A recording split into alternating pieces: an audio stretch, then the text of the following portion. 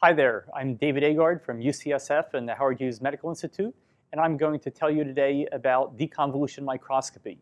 It's all about the science of how to remove the blurring to get 3D images out of a light microscope.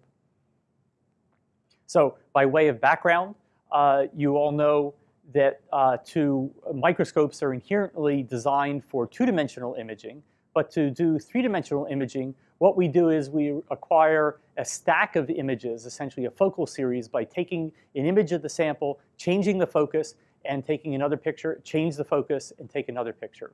Okay? The fundamental problem with this is that each image contains useful in-focus information from the focal plane, but the rest of the image is contaminated by out-of-focus information from the rest of the three-dimensional sample. There are two general strategies to solve this problem of out-of-focus blur. The first one is the confocal microscope, which you've already covered. And the idea is that one uses a physical pinhole right here to exclude the light that would be coming from other focal planes and only accept the light from the actual focal plane of interest. Alternatively, there's another strategy, and that's what we're going to be focusing on today, which uses computational approaches to take the stack of images that you record and in a computer to then remove the out-of-focus information to generate a 3D reconstruction where everything is in focus. Okay. The advantage of this particular method, the computational approach, is essentially what you do is you put the photons back where they belong, okay, so that none of the photons are lost. The difficulty is that it actually requires computation and requires knowledge of the detailed imaging properties of the microscope, whereas in a confocal, all that's done for you automatically. But because in this method that no photons are rejected, that is potentially way more sensitive and hence is an ideal imaging tool for in vivo imaging, for live cell light microscopy. Okay. So as a first step in thinking about this whole method, I want to convince you that this approach actually works before we put in the effort to figure out how it works and how to make it useful for us. So by way of example, there are two images here. The first, a raw data coming from a Pombe cell, which is stained with several different fluorophores to show both the nucleus, the cytoplasm, and the contractile ring. And then the same shown here, deconvolved, where now you see very sharp detail for everything throughout the entire three-dimensional volume. So clearly, this is a useful tool. And as I said, it's especially good for live cell imaging. Okay, so how does it work? How do we think about this? All of this is really related ultimately to understanding the mathematics of image blurring. Okay? And at the heart of that is what's known as the point spread function. Point spread function is what you see, you actually record by the microscope if you're viewing an ideal point object, something infinitesimally small in 3 dimensions. And as we'll talk about, what we see is you get a blurred view that comes out of the microscope. And we need to understand what limits that, the shape of that, where that comes from. And this then requires understanding sort of what's limiting the resolution in the light microscope in the first place. And I think as you have already covered, it's a combination of wavelength, numerical aperture, and aberrations of the microscope. And then all of that gets rolled into the shape of the point spread function. So if we know the point spread function, and we know the object, then we can compute what the image is. And the challenge will be computationally to given the image and knowledge of the point spread function to go back and recover the object. Okay? And that's what we're going to be talking about. So we have to understand where the point spread function comes from, what it looks like, and then how to do this mathematical inversion process. Okay? So the most important optical element in the light microscope, of course, is the objective lens. What we see here is that the light going through the objective lens is limited and determined by this angle alpha that determines what the angle of rays that can make it into the light microscope are. Okay, and that the highest resolution then comes from an equation shown there that's dictated by what that angle alpha is, and which essentially is related to the numerical aperture. For an oil immersion lens, we actually get good resolution and cutoff frequency or highest resolution of something like 0.18 microns. Okay, so if we look at two different lenses, a low NA lens like an air lens, 25x air lens shown here, or a high NA 1.4 NA oil immersion lens, we see that the point spread function is very sharp and narrow in the case of the oil immersion lens, but is very broad in the case of the air lens. Okay?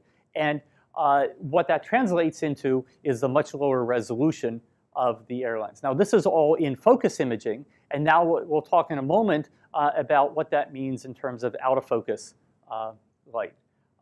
But first, we need to understand what the consequences of this blurring are in a more mathematical way.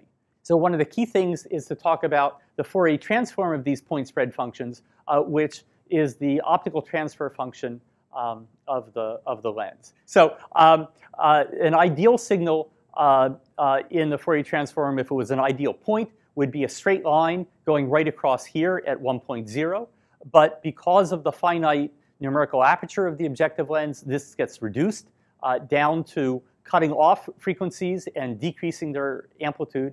And then as you go to a lower and lower NA, this gets worse and worse and worse, so that only the lowest frequencies make it through the objective lens. Okay? And so what we're going to use this Fourier transform because it'll help give us an intuitive understanding of what's going on and how to correct for this problem through the deconvolution process. Okay, so first, just to briefly introduce the mathematics of the Fourier transform. We're not going to dwell on this in detail, but at the heart of it is that any wavefront, any shape image can be decomposed into a set of sine waves and cosine waves. Okay, and this equation up here shows you the mathematics underlying that. Okay, and that at each wave there is a frequency to the wave and a phase to the wave, and you can see in this picture that these different little sine waves start at different places. So this one starts high, this one starts low. That's the phase information. The amplitude is how high, how strong this wave component is. Okay, and the combination of all these allows you to mathematically decompose the image signal in an arbitrary way. The important thing is that the optics, the actual physics of the optics, is akin to a Fourier transform. And so we're replicating the scattering process and what the lens does in recombining that via the mathematics of the Fourier transform. So by way of demonstration of the Fourier transform, let's first think about trying to recreate a square wave. And we're going to build that up from a series of sine waves of different frequencies. And so I'm using a little Java applet that you can easily download on the web. And that what I'm going to do is increase the number of terms. So the first thing that you have here is a basic red sine wave, which would be of the same period as the square wave that you're trying to create. And then as I increase the number of waves adding in, and you can see that on the bottom, that each one of these is a wave of double the frequency, or the basic frequency times 2, times 3, times 4. As I add each one in, you can see that the red line gets closer and closer to the square wave and builds it up in a very nice way, right? And so that we can completely represent an arbitrary function. It could be noise, it could be anything, using this method. So we're going to turn on the sound now and see what it sounds like to go from having the primary frequency to then the secondary harmonic, the tertiary harmonic, 4, 5, 6, all the way up to all the harmonics one would need to recreate the square wave. So in fact, the primary frequency is on, but because it's a relatively low tone, it's hard to hear. But as I add on harmonics, it'll become immediately apparent that there's sound, and then it'll get more and more electronic sounding as we keep adding turns.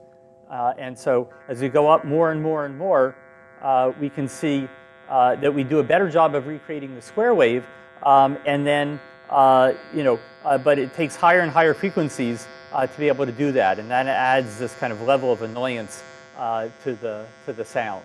But the basic bottom line is that we can recreate an arbitrary function. So this was done with square waves, but I could just as easily shift to a random noise pattern, which looks like this, and build that up subsequently by just adding more and more terms, and essentially be able to perfectly recreate that from just a series of sine waves spaced in time.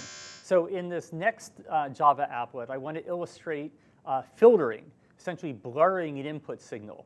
And to do that, like we ended up on the Fourier series, I'll start with a random signal, random noise, and we'll do it with the sound on this time so you can hear everything, and it will be high-frequency noise. And then I'll filter it more and more aggressively to lower and lower resolution, and you'll be able to see at the bottom here the impulse response, essentially the point spread function, happening and changing width as we go along in the filtering process.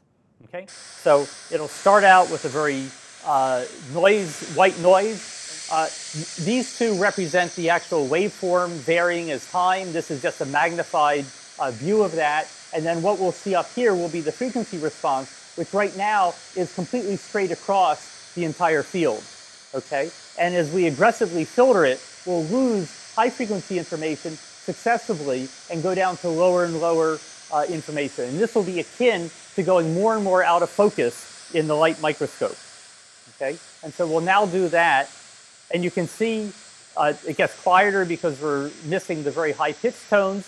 And then you can see from the waveform that it gets lower and lower frequency.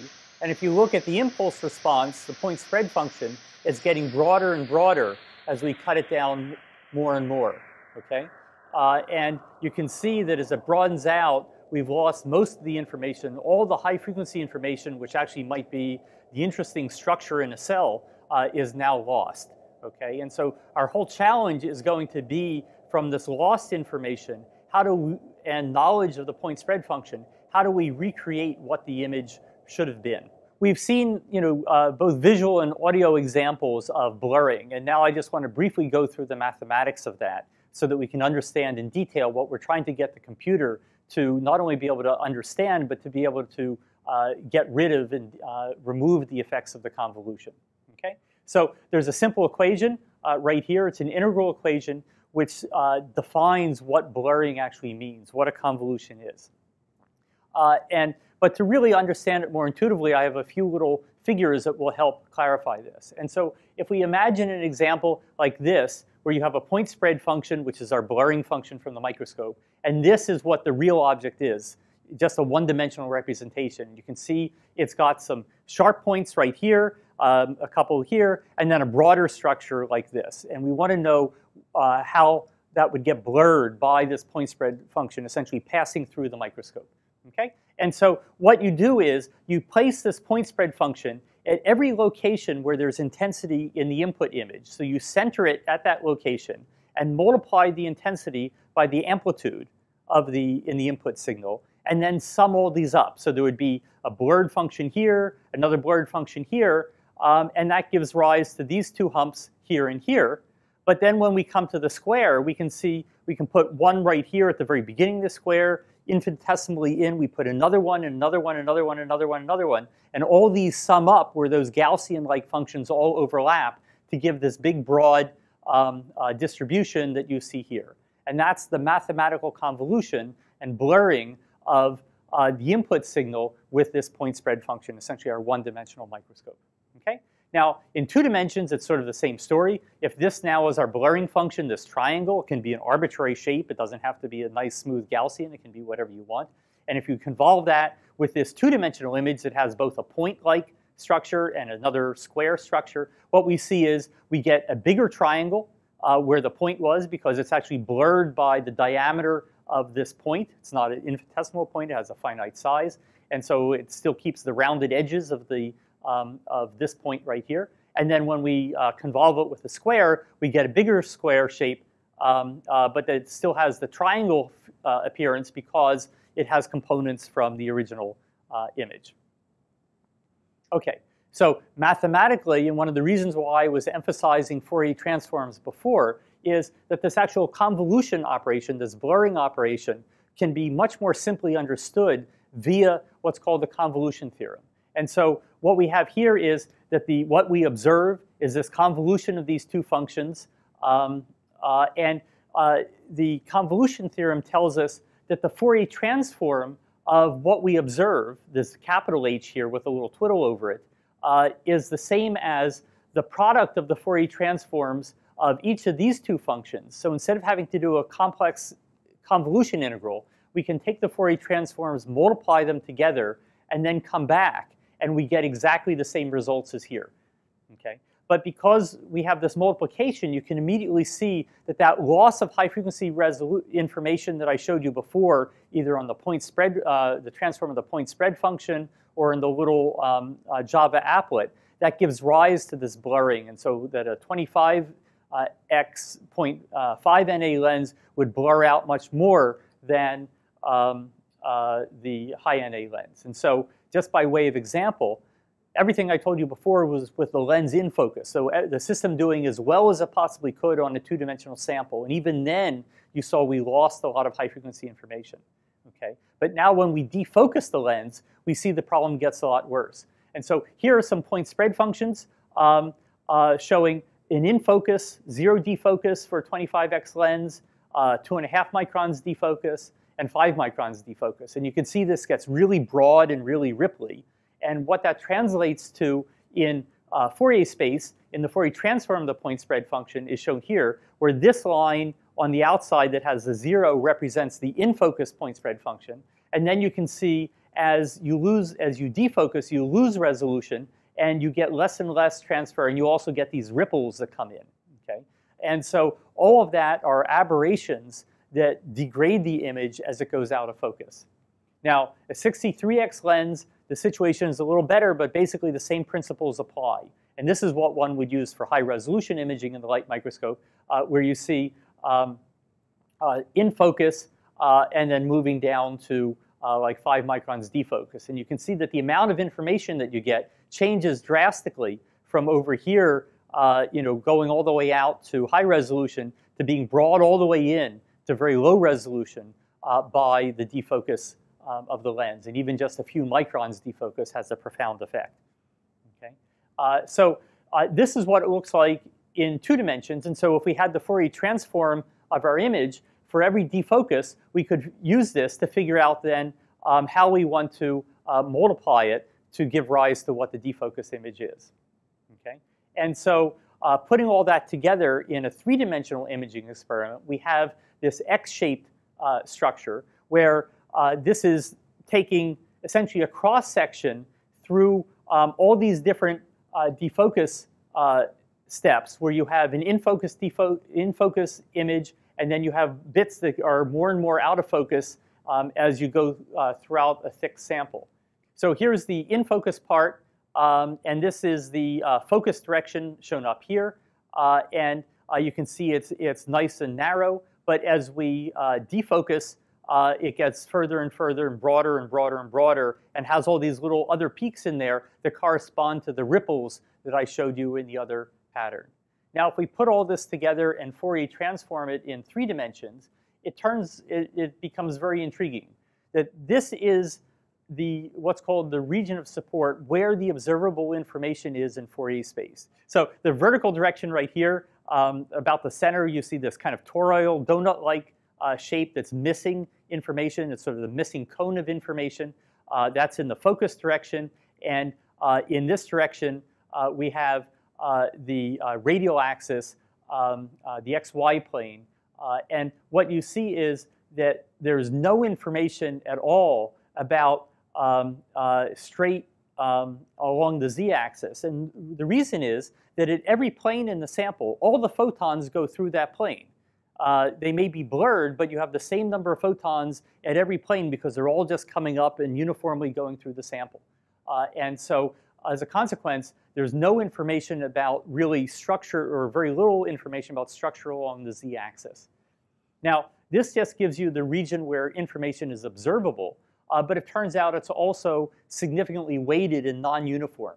And so this is an experimental point spread function, actually the 3D transform of this image that I showed you here.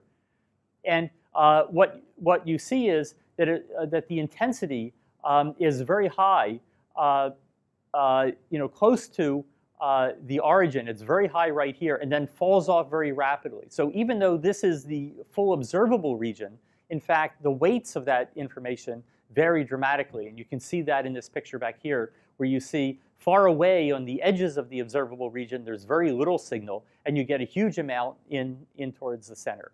The problem in deconvolution microscopy is given knowledge of this point spread function, or this transform of point spread function, is to figure out how to recover the lost information.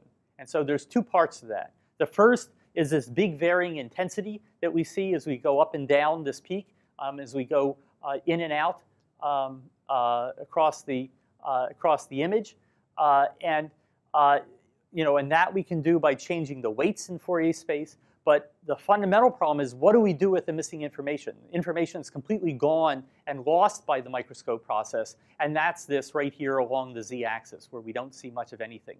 Okay, and so this will require special types of algorithms to try to recover that. Okay, so again, back to a brief jaunt in the mathematics of all this. So again, this is the convolution idea, that what we have is an observed image, which is equal to the true object that we really want to discover, convolved with the point spread function. Okay, and that's written down here. And as we talked about, the wonderful convolution theorem tells us we can understand this in terms of the Fourier transform of the image equal to the product of the object and the point spread function. Okay, and so this simple multiplication suggests that we can do a division to then recover the object given knowledge of the point spread function and of the image. Okay, and that's what's down here. We can say that the object is equal to the Fourier transform of the image divided by the Fourier transform of the point spread function, which is that optical transfer function. Okay, and this is the deconvolution process. The challenge here that you can think about is, what do we do when the OTF right here is either 0 or very small, because we can't divide by 0. And so how do we recreate that information that's lost? And even if it's just small out at the edges of that point spread function that I showed you before, out at the edges of the point spread function here, how do we deal with the very low signal when there's a lot of noise, either from our detector or just because there's so few photons? And so much of the sophistication in the computation really is aimed at how do we deal with these problems. But there are a couple different strategies, and I sort of historically will go through this because you may run across these in actual applications. And when the first ideas of deconvolution were developed, there wasn't much computing power to really do these calculations in 3 dimensions. And so one of the first strategies was to just not to think about the entire 3-dimensional volume, but just the section above and below the focal plane. That there's this approach known as the nearest neighbor approach, which tries to deal with that. And essentially, it's a subtractive one.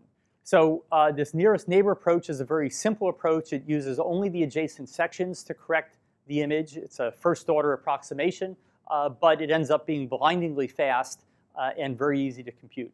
And so the idea is that if O is the what we observe, what we do is we take for section J, we look at a section either above +1 or below -1, and we convolve them with the point spread function corresponding to just one step of defocus. Okay, and then we subtract those blurred contributions from the observed image, and then put in a scale factor to make it nice, and that ends up giving us a good approximation. And this image that I show here represents one of the actual first deconvolutions ever done in light microscopy, that looking at a polytene chromosome in a Drosophila polytene nucleus.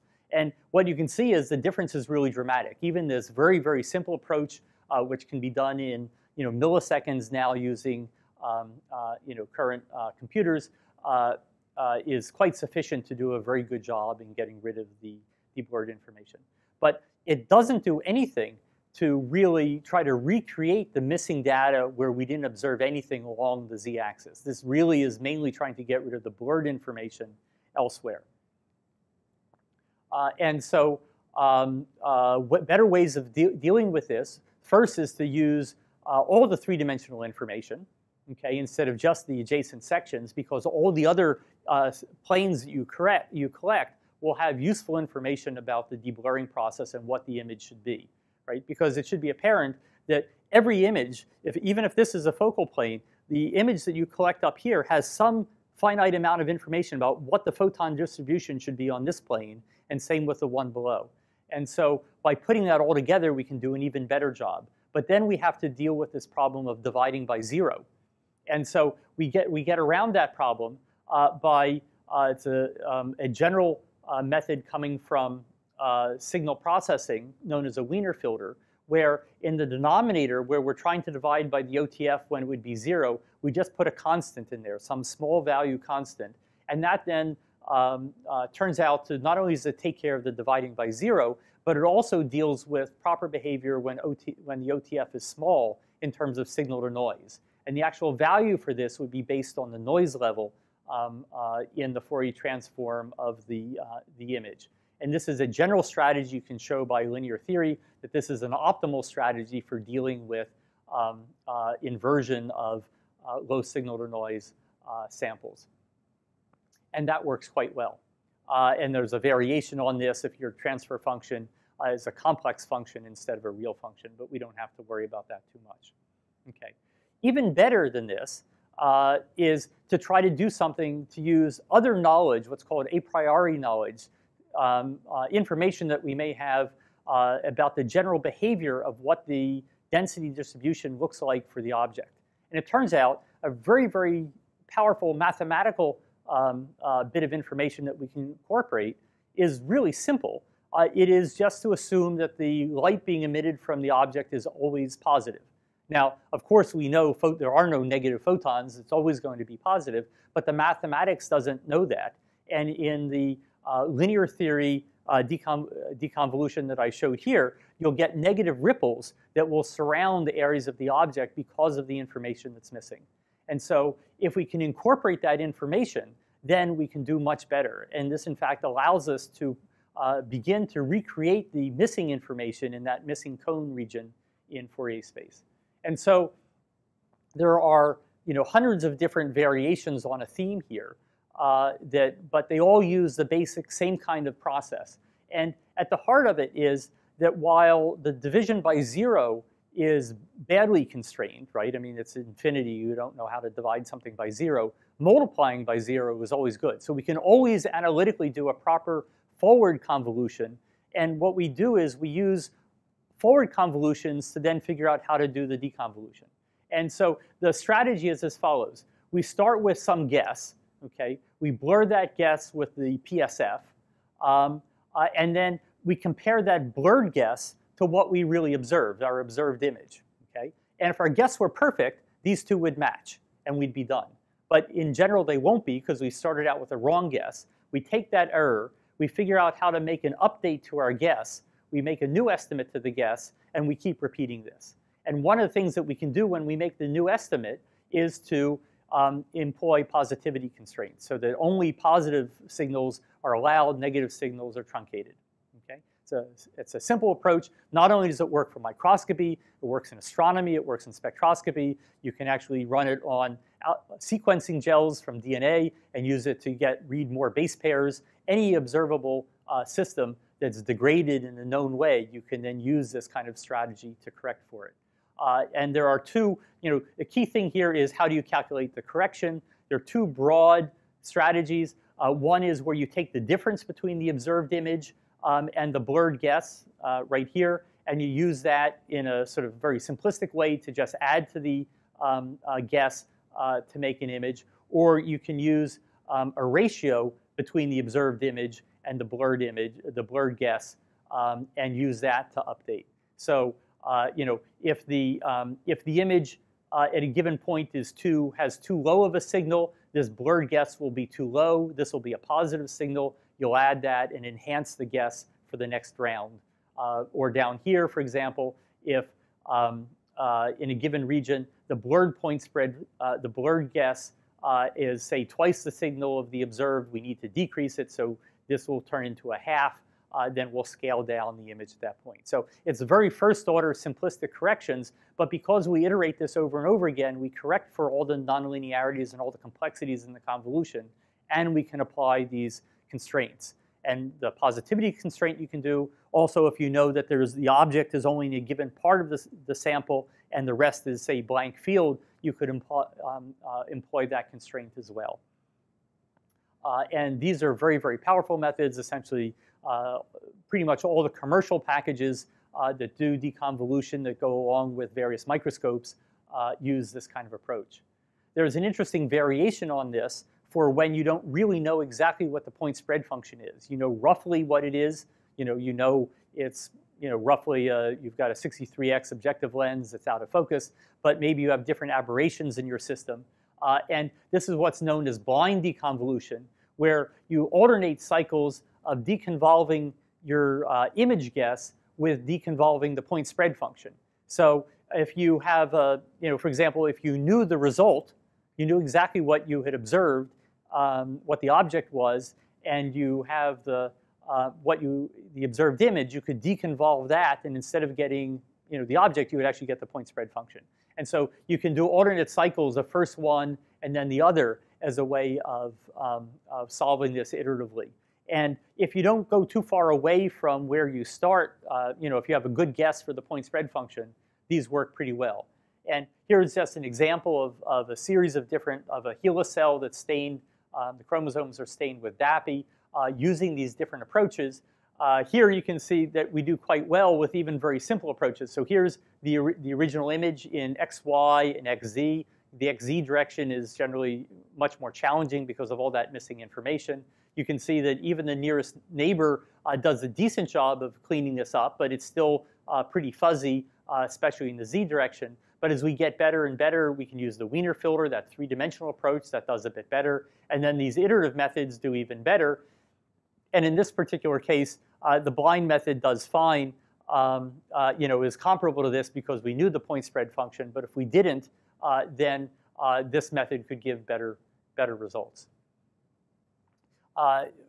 Another problem that can occur is if you're looking very deep into a sample, you're imaging a thick sample, say something more than 10 or 20 microns, then another aspect of the optics comes in to hurt you. And that is that the objective lens was really designed only for imaging, if here's your cover slip, imaging right at the surface of the cover slip and not deep into a sample. And to image deep into the sample, the problem is that the index of refraction of the sample generally doesn't match either that of the glass or the mounting media or the objective lens. And so the point spread function changes throughout the entire sample. So you can't just do a nice simple calculation.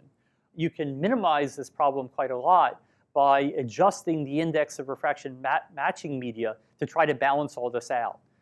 But for live samples, this is still particularly challenging and has to be worked out. OK, so the other challenge with these computational approaches, as you can imagine, is what happens with very low signal to noise. This becomes critical with live samples where you're trying to image a sample. First of all, you want to record for a long amount of time. You don't want the fluorophores to bleach. But also, much more important, you really don't want the light itself to damage the sample. And it turns out that recent experiments have suggested that samples are way more sensitive to phototoxicity than we ever imagined. And so here's an example of an experiment done with recording live yeast in the light microscope and looking in just the cell cycle time. What is the doubling time for the cell as a function of how much light you're giving it to observe? And it doesn't even really matter what was labeled, but certain fluorophores will be worse than others. And so if you start out at essentially an unperturbed sample with basically no light, you get, in 24 hours, you get 5 doubling cycles, 5 cell cycles. Okay? But as we crank up the light intensity, then it gets worse and worse. And if you go too high, of course, the cells are just dead. But this one here is meant to be, this is what's typically used for normal fluorescence microscopy under in vivo conditions. Okay? And you have to go down factors of 100 to 1,000 in intensity before you get to really an unperturbed sample. And obviously some biology still goes on at this level. People have done an awful lot of live imaging, but nonetheless there can be very severe phototoxicity and stress and reactive oxygen species that are induced that are affecting the biology. The problem is, as you go to these low light levels, you can't see anything. And so here's an image of something which was a point object. It turns out it was a marker on DNA. Lac operator proteins bound to DNA. And as you see, as we go down in intensity to 1,000-fold, you can barely see that that's there. And as you go down further, that there's kind of no hope. And the problem is to then extract out all the out of focus information in cases like this becomes extremely challenging. And the authors of this particular paper said, at these dose levels, essentially even with current state-of-the-art deconvolution methods, it was hopeless to do any deconvolution. And it was even very difficult to, under conditions like this, to try to do any tracking of the dots of how they would move around in the sample. And that's a particularly easy case to track a dot. Okay? And so a number of labs, including our own, have been working on trying to develop new deconvolution methods to help deal explicitly with the noise problem. And I won't dwell on the mathematics of it so much as to say, this is kind of our normal convolution equation. This is the blurring function, blurring a guess. And this is f is what you observe. And this is the current guess. What we talked about before was optimizing the guess to minimize the difference between the blurred guess and what we observe. Okay? In this new mathematics, what we do is we add another term called the regularization term, which is meant explicitly to deal with noise. And there are a whole lot of different strategies to do this. The one we've chosen is based on entropy reduction and entropy regularization. But there are a whole ensemble of these that people are working on. But just by way of example, I want to show this new method, Decon, compared to a couple of existing methods, just to give you an indication of what is possible. Not to say that Decon is the best, but there will be new flavors of this being developed by many labs in the future. And so this is a yeast vacuole imaged. This is the raw in the XY plane, and this is the XZ. And then these are the deconvolved results from 3 different methods. And you can see, this one looks better, but all of them clearly show that it's a round vacuole. This elongation in Z is because of the missing cone information, but nonetheless, you can tell what the shape of the object is. But if we go down, if we crank down the intensity 60-fold roughly, you can see you could barely tell that there's anything there in the vacuole, and in the XZ direction, it's really hopeless. But when we look at what these methods can do, that this new regularization approach really gives rise to, so that you can see that there's still some shape of the vacuole both in X, Y, and Z, whereas these other methods kind of fail miserably. And to me, this is an indication of the potential to solve these problems, which will be critical for doing long time in vivo imaging and getting really high resolution detail. And especially in one of the things that will also be talked about in this series is trying to do, but beyond the diffraction limit imaging, super resolution microscopy. And that coming up with mathematical strategies like this will be critical for being able to go to those higher resolution images and still have it be compatible with live cell imaging. Okay, and so I just like to say that it's very clear that that deconvolution microscopy is a very powerful tool for biological imaging. It's a great counterpart to confocal imaging and spinning disk confocal imaging, and especially useful, I think, for live samples.